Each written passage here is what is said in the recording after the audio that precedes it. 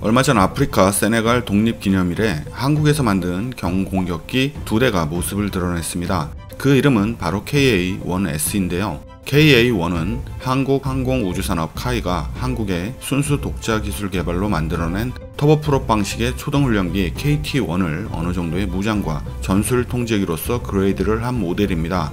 1980년대 말 무기장비 국산화에 자신감이 붙은 한국은 아직까지 발 디뎌보지 못한 미지의 영역인 항공 분야에 도전하기로 결정했는데 대우중공업과 국방과학연구소 주도로 추진되어 1991년 시제기 출시와 초도 비행에 성공한 것이 바로 KT-1입니다. 이후 여러 부분을 수정 보완하면서 1999년 양산을 시작해 2000년부터 실전 배치되었는데요. KT-1의 엔진은 950마력의 터보프롭 엔진인 프렛 앤 휘트니 캐나다의 PT6A62를 씁니다. KT-1은 프롭 항공기의 강자 브라질의 슈퍼 투카노에 비해서 약간의 언더스펙이지만 뛰어난 가성비를 자랑하고 특히 슈퍼 투카노에 비해 유지비가 절반 수준에 불과해 세계 시장에서 충분히 어필할 만한 요소를 갖추고 있는데요.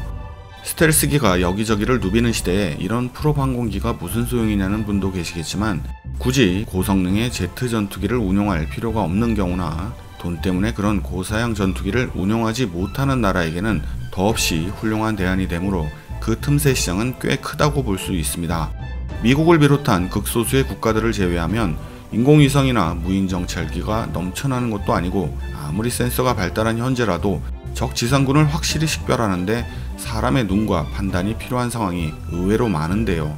또한 여러 대를 수시로 내보내기보다는 몇 대를 장시간 채공시키며 써야 하는 경우 이런 장시간 채공에는 순수 제트기보다는 프롭기가 유리하기도 하죠.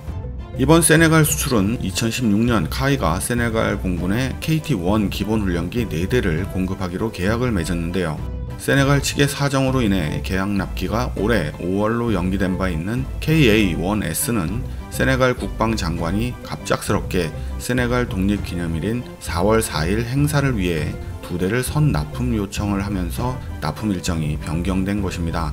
KA-1S는 KT-1을 기반으로 세네갈 공군의 각종 요구사항을 반영해 만들어졌는데요. 나머지 3, 4, 5기는 초도항공기로 수행하지 못한 잔여 교육 비행을 수행 후 올해 10월까지 납품될 예정입니다. 이로써 우리나라 항공기의 첫 아프리카 수출이 이뤄진 것인데요. KT-1은 2001년 인도네시아에 처음 수출한 이후 해외 시장 개척에 속도를 내왔습니다. 인도네시아는 2001년, 2012년 두 번에 걸쳐서 KT-1을 도입했고 총 17대를 운용 중입니다. 그 다음은 2007년에 터키로 터키 공군의 요구가 반영된 KT-1T형 40대에 추가로 옵션이었던 15대까지 추가되어서 총 55대를 수출했습니다. 또 2012년엔 남미 페루에서 KT-1 훈련기 10대와 KA-1 10대로 총 20대를 2억 달러에 수출하였는데요. 카이는 이번 세네갈의 4대까지 총 96대의 KT-1을 수출한 것입니다. 또 방글라데시와 필리핀에서도 운영 중인 공군 훈련기들의 노후화 교체 사업으로 KT-1을 강력히 고려 중인 것으로 알려졌습니다. 방글라데시 공군은 자국 공군의 항공 전력 강화와 효율적인 조종사 훈련을 위한 항공기로 KT-1을 고려하고 있는데 주변국과 경쟁에 뒤처지지 않으면서 성능이 입증된 기종을 도입하기 위해서인데요.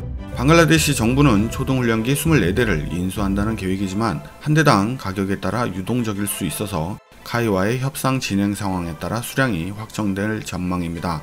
새로운 훈련기를 물색 중인 필리핀 공군도 KT-1을 유력 후보로 삼고 정부 차원에서 협상에 나서고 있는데요. 현재 운영 중인 마르체티 S-211 훈련기 12대를 교체하기 위해서입니다. 필리핀은 카이의 FA-50 12대를 운용하면서 만족감이 대단히 높기 때문에 KT-1의 도입이 유력할 것으로 보고 있습니다. 그리고 세네갈이 KA-1을 도입함으로써 아프리카의 또 다른 국가인 르완다, 보츠와나 등도 큰 관심을 보이고 있는 것으로 알려져 있습니다. 앞서 언급한 대로 제트기에 비해 프롭 항공기는 기체 가격은 물론 유지 관리비도 상대적으로 훨씬 저렴하다는 이점이 있는데요. KT-1은 심지어 경쟁 프롭 기종에 비해서도 더 뛰어난 연료 효율성에 훨씬 저렴한 유지 관리비를 자랑해 앞으로도 개발도상국 등을 중심으로 지속적인 관심을 받을 것으로 예상됩니다. 기본적인 초등훈련기인 KT-1부터 고등훈련기 및 경공격기인 FA-50에 이어 개발 중인 KF-X까지 보다 다양해진 라인업으로 대한민국은 명실상부 항공 강국으로서의 길을 착실히 나아가고 있습니다. 지금까지 생활백서였습니다.